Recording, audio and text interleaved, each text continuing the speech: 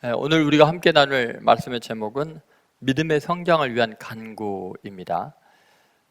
지금 사도 바울이 데살로니가 교회를 위해서 기도하는 제목이 몇 가지가 또 나오고 있습니다. 그 중에 오늘 첫 번째, 믿음의 성장을 위한 간구이지요. 믿음이라는 게 얼마나 중요한지 모릅니다. 인간이 사는 사회에서 가장 중요한 요소 중에 하나가 이 믿음이죠. 예를 들면 프란시스 후쿠야마라는 사람이 쓴 책 중에 트러스트라는 책이 있습니다. 이 책은 우리 사회에서 우리가 별로 중요하게 여기지 않았던 이 믿음이라는 것, 신뢰라는 게 사회 발전의 가장 근본적인 요인이다, 가장 중요한 요소 중에 하나다라는 것을 밝혀내고 있습니다.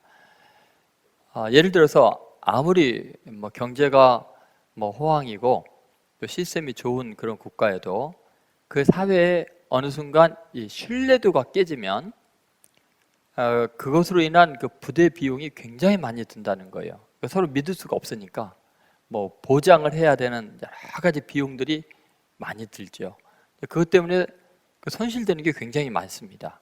우리나라도 마찬가지죠. 누구 보증 섰다가 그게 잘못되는 바람에 애매하게 다른 사람들이 재산을 다 날리고 어려움을 겪는 이들이 참 많이 있거든요. 그러나 아무리 가난하고 어려운 사회에도 서로를 향한 신뢰가 견고한 사회는 급속도로 재난이나 어려움 속에서 그냥 극복이 된대요. 그리고 금세 발전할 수 있고요. 그러니까 어떤 공동체, 사회나 국가나 이런 것도 그 기반이 믿음 위에 서 있다는 거죠. 믿음이 무너지면 무너지는 게 순식간이다, 그런 이야기를 하고 있습니다. 사회뿐만 아니라 개인도요, 믿음이 있느냐 없느냐 또는 믿어주느냐 아느냐에 따라서 정말 개인적인 그 성취도가 완전히 다릅니다. 그래서 믿음이라는 게 이렇게 중요해요. 그런데 그 믿음이라는 것은 계속해서 변화무쌍하다는 것을 잊지 않아야 돼요. 예를 들어 우리나라도 어느 때는 서로 간을 향한 믿음이 아주 견고했다가 또 어떤 사건들이 터지거나 문제가 생기거나 이럴 때 서로 간의 신뢰와 또 믿음이 다 깨지고 불신으로 갈등이 가득한 순간들이 있거든요. 근데 개인도 마찬가지죠. 정말 저 사람 믿었는데 어떻게 이럴 수가 있는가? 그때부터는 이제 모든 게 다 무너지기 시작하는 겁니다. 관계가 다 깨지기 시작하는 거죠. 그래서 믿음이 중요한데 사도 바울은 이 데살로니가 교회에 대해서도 아주 특이한 반응을 보입니다. 왜냐하면 우리가 이제 데살로니가전서 1장에서 봤지만 데살로니가 교회는 믿음의 소문이 난 아주 훌륭한 교회였습니다. 믿음의 역사를 일으키는 그런 교회였죠. 그뿐만 아니라 믿음의 본이 되었고 그 교회 믿음의 소문이 각처에 퍼져서 하나님께 감사가 넘친다고 사도 바울이 분명히 1장에서 이야기했잖아요. 그런데 오늘 엉뚱한 소리를 하고 있습니다. 자, 10절을 한번 보시죠. 자, 10절 같이 있습니다. 주야로 심히 간구함은 너희 얼굴을 보고 너희 믿음이 부족한 것을 보충하게 하려 함이라. 여러분 1장과 3장하고 이렇게 차이가 날 수 있어요? 아니 언제는 믿음의 본이 되어서 하나님께 감사한다, 너희 믿음의 소문이 각처에 퍼졌다, 네 믿음 최고다, 핍박 중에 믿음 지켜서 고맙다 이래놓고는 갑자기 나 걱정이 된다, 막 심히 깊이 기도한다, 너 믿음 보충하기 위해서 내가 꼭 가야겠다, 만나겠다. 여러분 여기 앉아있는 여러분들은 어때요? 어쩔 땐 믿음이 막 불같이 일어나고 그렇게 막 뜨거웠다가 어느 날 내가 믿는 사람 맞아? 다 믿음 잃어버린 것 같고 어디서부터 시작할지 모르고 방황하고 당황하고 간신히 할 수 없이 지금 교회 나오고 막 이런 상황에 있지는 않나요? 여러분 이 믿음이라는 것은 굉장히 역동적입니다. 생명체와 같습니다. 그래서 오늘은 이 믿음의 성장을 위한 이 간구가 왜 필요한가, 믿음이란 도대체 뭔가, 이거에 대해서 보려고 합니다. 첫 번째는 믿음은 현재형이다. 믿음은 현재 진행형이다. 한번 따라해 보세요. 믿음은 현재형이다. 믿음은요, 오늘의 내 상태가 중요합니다. 여러분 언제든지 우리의 믿음은 변질될 수 있고 점점 자라가지 않으면 쇠퇴하게 되어 있습니다. 그래서 매일매일 믿음을 보충하여 자라가야 한다고 바울은 말한 거죠. 여러분, 믿음이 좋은 사람은요, 한번 내버려 둬 보세요. 그냥 잡초가 생기고 교만이 생기고 결국은 타락하게 됩니다. 여러분, 원래 사탄이 된 것도 천사장이었잖아요. 가장 믿음이 좋은 천사장이 사탄이 되는 거예요. 여러분, 신앙의 현재 진행형 꼭 기억해야 합니다. 언제나 변함이 없는 믿음은 없습니다. 절대로 없습니다. 여러분, 가꾸고 양육하고 또 격려하지 않으면 신기하게 그렇게 믿음 좋은 사람들의 믿음이 다 떨어집니다. 그런 현상들을 여러분도 경험을 했을 거고 주위 있는 사람들도 봤을 거예요. 그래서 우리가 이제 과거에는 그랬어요. 믿음을 고정된 어떤 교리에 대한 그 인식으로 생각한 경우가 많았거든요. 아, 이게 믿음이다. 또는 지적인 동의, 어떤 진리에 대해서 내가 지적으로 뭐 인정한다. 이걸 믿음이라고 생각을 했거든요. 그런데 믿음은 그런 게 아니에요. 믿음은요, 그걸 포괄해서 믿음은 생명체와 같아요. 믿음은 매일매일 보충해 줘야 되고 먹이를 줘야 되고 자라게 해야 되고 가꾸어야 하는 겁니다. 그래서 사도 바울은 믿음의 선한 싸움을 싸우라고 이야기를 하죠. 그리고 디모데에게는 어떤 사람이 믿음에 관해서 파산한 사람들도 있다, 이런 표현까지 해요. 자, 디모데전서 1장 19절 보죠. 같이 읽겠습니다. 믿음과 착한 양심을 가지라. 어떤 이들은 이 양심을 버렸고 그 믿음에 관하여는 뭐요?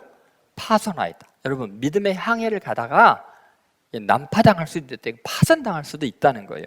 그러니까 믿음이 내가 처음 믿습니다 하면 그걸로 영원히 가는 게 아니라는 거예요.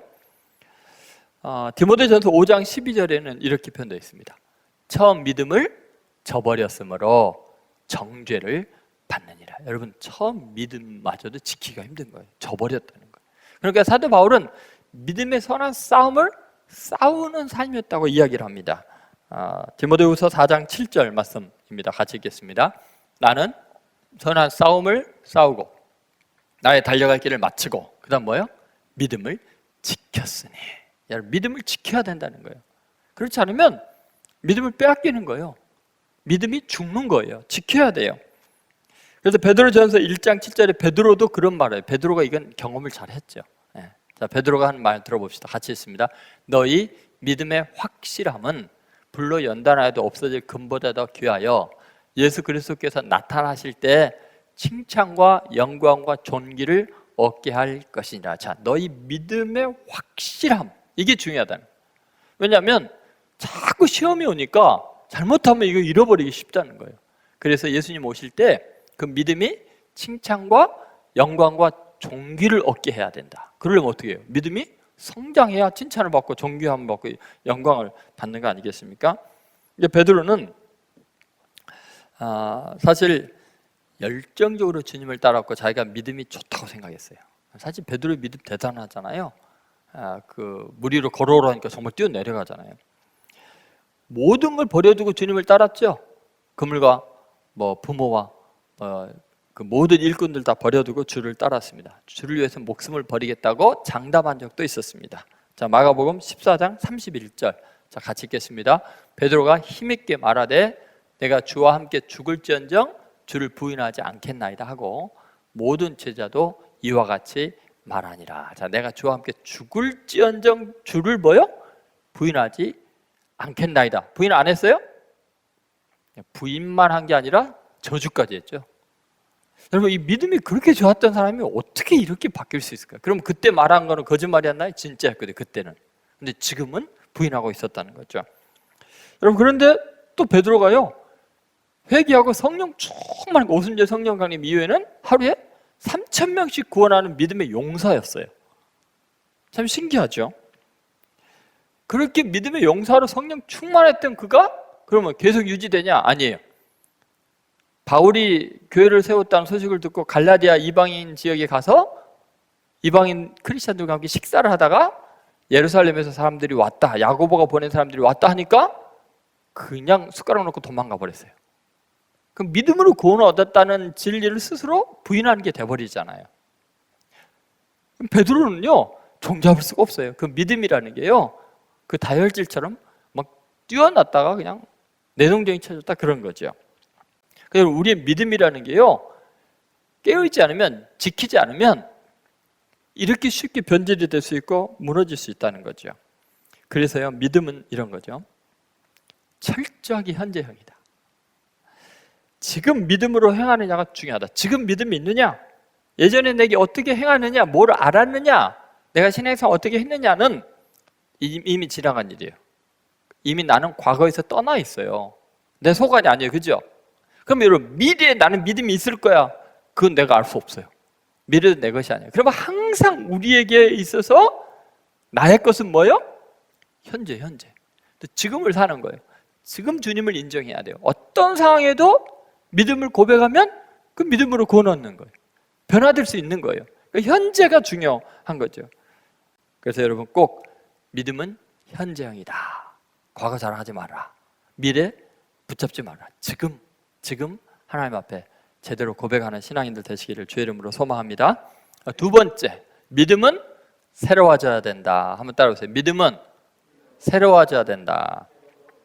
자, 왜 그럴까요? 여러분, 믿음은 지금 하나님을 믿는 거잖아요. 대상이 분명하잖아요. 그죠?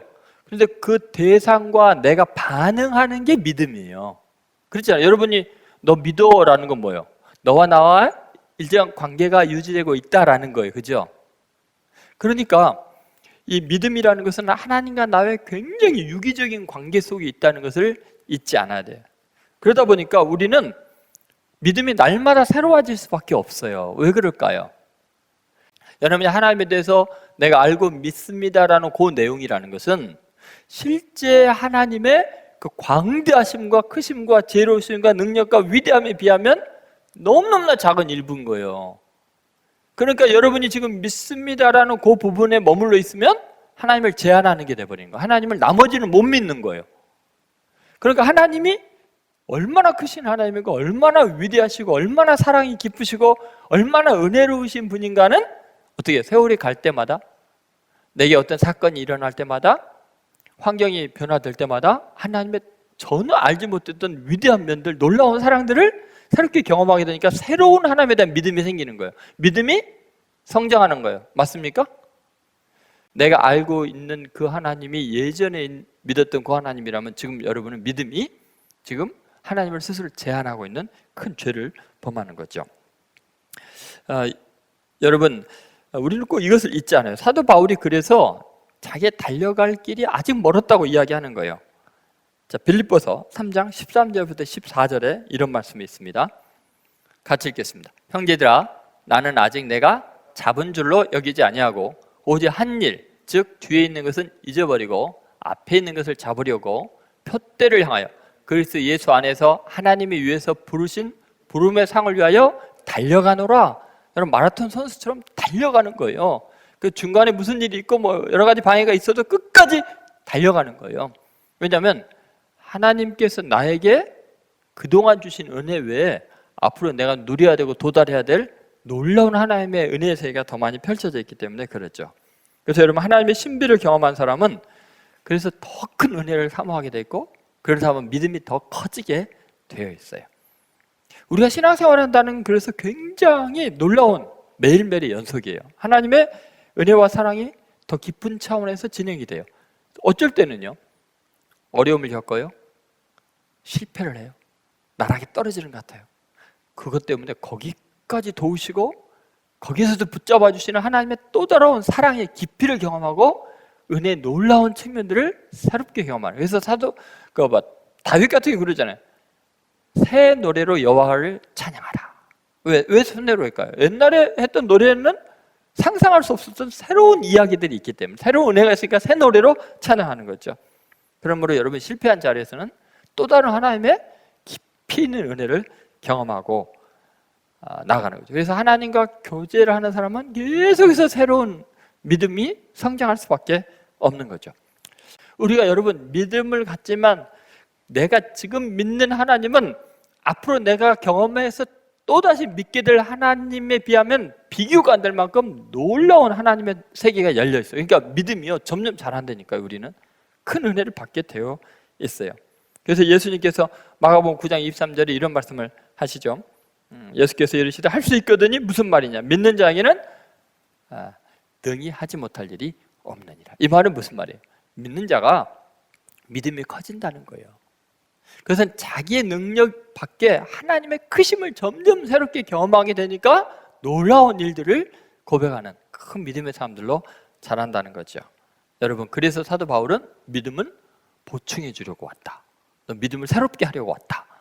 만나야겠다. 그런 이야기를 한 거죠. 세 번째, 그래서 믿음은 만남을 통해서 자란다. 한번 따라해보세요. 믿음은 만남을 통해서 자란다.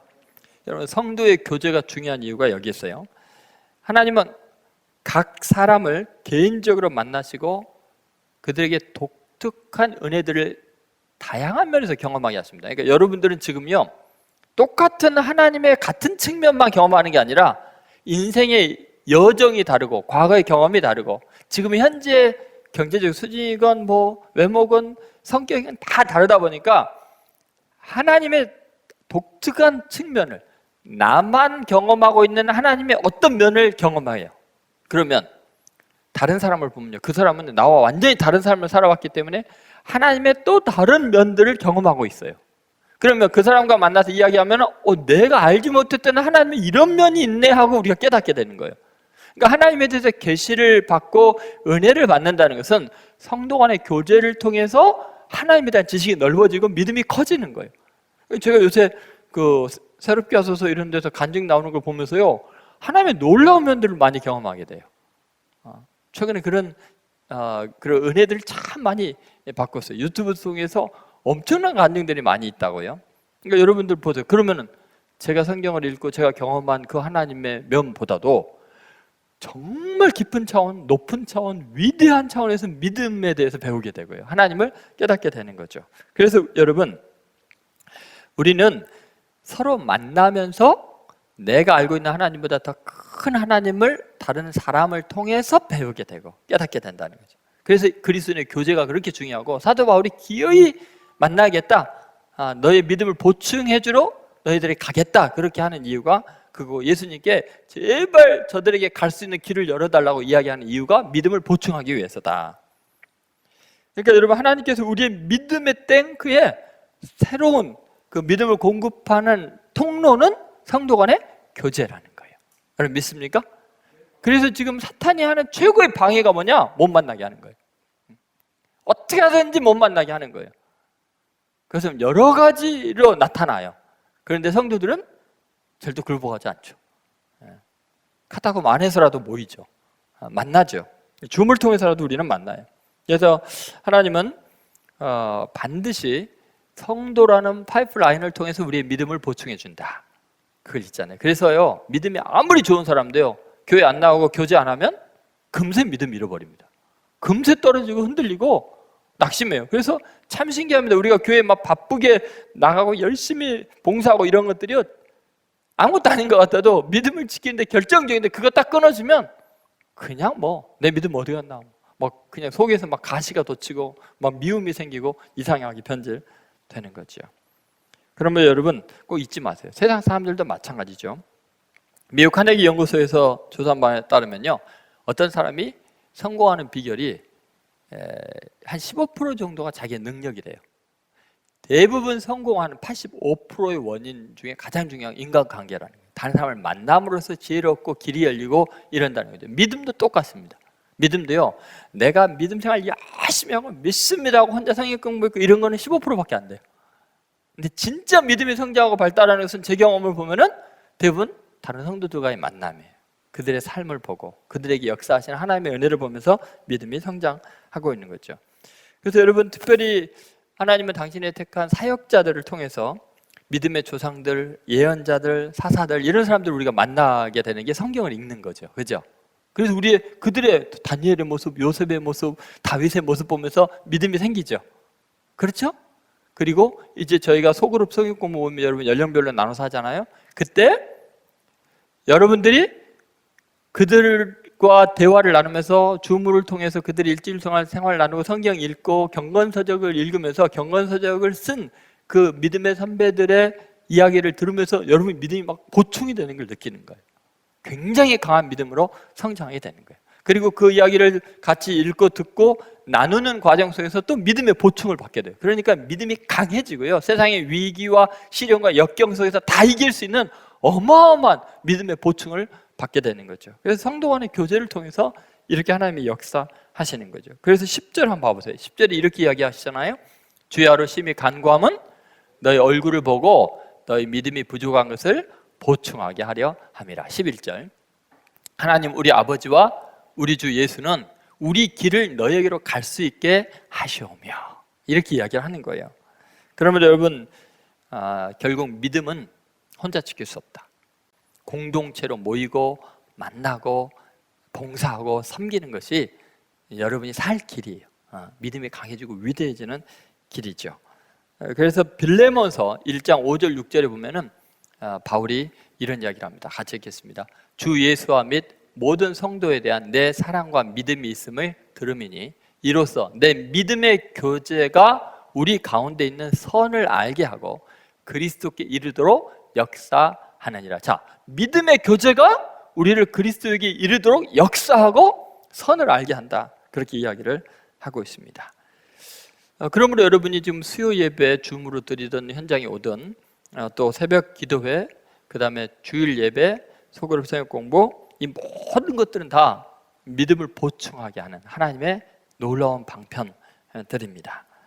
그러므로 여러분 꼭 이 믿음을 보충받는 이 일에서 누락되지 않게 되기를 바랍니다. 뭐 피곤하고 힘들어도 주일 예배 꼭 드리셔야 돼요. 역시 이렇게 소중하고 중요한 거죠. 한 사진을 여러분에게 보여드릴 테니까 한번 봐보세요. 소말리아의 한 형제입니다. 이 사진은 한 신문 기자가 소말리아를 취재하다가 체험담을 적었는데요. 이 모가디슈에 있을 때였어요. 기근이 너무 심해갖고 그 마을 사람들이 전멸했어요. 굶어 죽었어요. 그런데 보니까 꿈틀꿈틀 움직이는 조그만 애가 있어가지고 보니까 아직 안 죽은 거예요. 너무 불쌍해갖고 기근으로 굶어 죽어가고 있으니까 사과를 하나 줬는데 사과 하나를 못 드는 거예요. 기운이 없어서. 그래서 절반으로 잘라가지고 애가 줬더니 애가 막 낑낑거리면서 일어나더니 그 사과 절반을 들고 어디로 가는 거예요. 그래서 뒤를 따라가 봤더니 더 조그만 아이가 그냥 뼈만 앙상해갖고 누워 있는 거예요. 그 아이에게 이 아이가 이제 사과를 씹어갖고 오물오물 하더니 입을 벌리고서 그 아이에게 넣어주는 거예요. 그리고는 못 삼키니까 막 입을 늘었다 하면서 삼키라고 막 소리를 지르는 거예요. 그러니까 알고 보니까 자기 동생이었어요. 15일 동안이나 그렇게 막 돌아다니면서 음식을 구해갖고 누워서 죽어가는 자기 동생한테 입으로 이렇게 넣어주고 삼키고 해갖고 그 죽지 않고 동생이 연명이 있는 거예요. 근데 결국은 그렇게 했던 형은 자기는 제대로 못 먹고 동생 먹이고 애가 결국은 아사해서 죽었어요. 그러니까 동생은 살았어. 그 모습을 담은 것이 저 사진이에요. 여러분, 지금 믿음의 형제들이 기근으로 죽어가고 있는 것이 지금입니다. 물질도 풍요하고 뭐 누릴 수 있는 것 다 누려도요, 지금 하나님의 은혜를 경험하지 못하고 서로 나누지 못해가지고 아사 직전들이에요. 그냥 영적으로 본다면 매일 말라서 죽어가는 불쌍한 형제자매들이 우리 주위에 가득한 거죠. 이때 우리들이 찾아가고 보충해주고 격려해주기 위해서 내가 못 먹을지라도 그렇게 베푸는 그런 삶을 살아야 돼요. 우리 예수뿐인 교회가 해야 될 일이 뭘까? 여러분, 이 믿음을 보충해주는 일을 해야 돼요. 하나님의 말씀을 나누고 교제하면서 이 시대를 구원하는데 귀하게 쓰임받아야 됩니다. 그러지 않으면 다 지금 말씀이 없는 기갈로 다 죽어간다고 성경은 이야기하고 있잖아요. 그렇게 믿음의 성장을 위해서 여러분 귀하게 쓰임받는 우리 예수뿐인 교회가 되기를 주의 이름으로 축원드립니다.